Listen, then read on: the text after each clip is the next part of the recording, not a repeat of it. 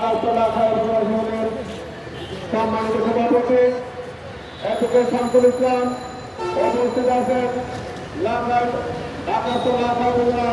জাতীয় ইসলামের সীমা সভাপতি শাহজাহান উপস্থিত রাখাইল্লাহ শহরকে আকাশতলা খায়রুল্লাহ শহরকে